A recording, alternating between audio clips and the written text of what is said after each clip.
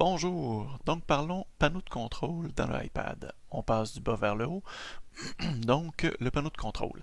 Alors dans celui-ci on retrouve toutes les principales commandes, à commencer par le multimédia, donc on peut faire jouer le fameux play, avance, recule. Sinon, on a donc le volume juste en dessous. On augmente, on diminue le volume, autant pour le multimédia que pour les autres tâches.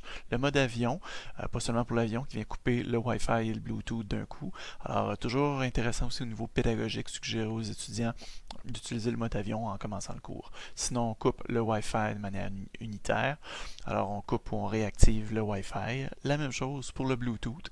Donc, on peut couper le Bluetooth et le réactiver. Alors voilà, bon. Donc là, il est désactivé et on le réactive.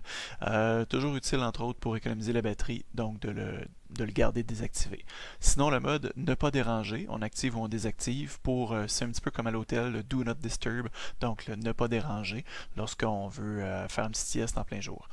Donc ensuite, la rotation de l'écran, en fait, donc c'est l'alternative du bouton du verrou sur le côté. Alors l'un fait une option, alors l'autre option se retrouve dans le panneau de contrôle. On verra justement plus tard. Donc ensuite de ça, tout ce qui est minuterie et compagnie. Excusez-moi. Alors pour commencer, on va voir tout simplement les horloges. Excusez-moi. Voilà, ça va aller mieux. Donc on voit en premier les horloges dans le monde. Première à gauche, alors on peut définir jusqu'à 6 horloges différentes dans le monde. Alors pour connaître l'heure qu'il est à travers la planète.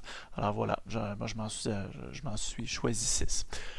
Ensuite de ça, l'autre option à côté. Alors, tout ce qui est alarme. Alors là, on peut créer différentes alarmes.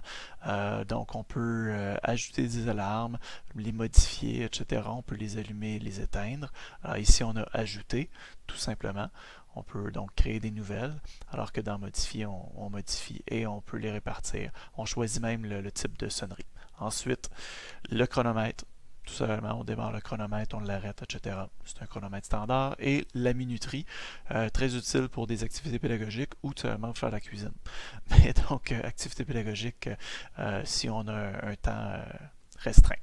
Voilà, donc je flippe, c'est fermé, je retourne au plan de contrôle, voilà. Ensuite de ça, la luminosité, on peut jouer beaucoup sur la luminosité, entre autres pour économiser la batterie, je suggère qu'on garde la luminosité assez basse. Et finalement, l'appareil photo, donc tout simplement, c'est l'appareil photo, on pourra voir un petit peu, on verra dans une autre capsule l'appareil photo.